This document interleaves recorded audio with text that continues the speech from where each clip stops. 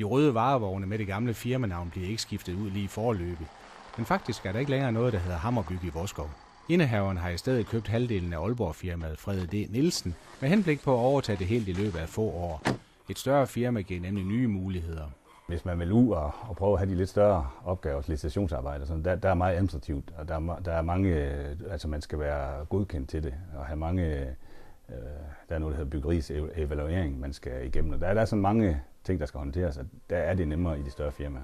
Frede D. Nielsen er ud af en længere slægt af tømrere, men ingen af hans egne børn har ønsket at gå den vej, så den næste generation må komme udefra. Jeg har en søn, der er IT-mand, og nu må jeg så kan I jo grine eller lade være, men jeg bruger slet ikke IT nu. Jeg har min lille sorte bog, og det kører, og jeg har en datter, der er socialrådgiver, så det kommer ikke på tale, men det er mere vigtigt, at man laver det, man gerne vil. Fordi vi ser jo ofte nogen, der bliver trukket ind i det, og det er ikke engang deres ønske.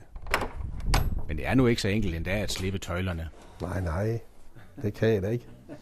Og det er derfor, at det vi har indgået, Peter og mig, det er, at jeg har lov 3 år her, og så kan han forlænge mig efter ønske.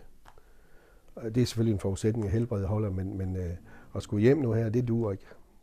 Det går slet ikke. Så skal vi nok både skille som ud og bo i kælderværelset. Det har dog ikke været nogen dans på roser at drive virksomhed de senere år.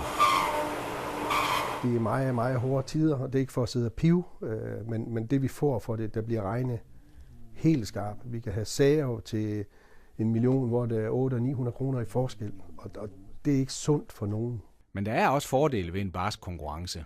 Der er i hvert fald den gevinst, man kan sige, ved at vi har haft den her krise, det er, at virksomhederne, vi har simpelthen været nødt til at have fokus på vores omkostninger. Vi har været nødt til at have fokus på driften og være virkelig skarp med de priser og med den måde, vi handler ind på, og være skarp og skære til der, hvor der kan skæres.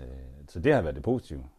Og kommer man så ud på den anden side fornuftigt, så er det jo nogle gode, solide virksomheder, der kommer ud der.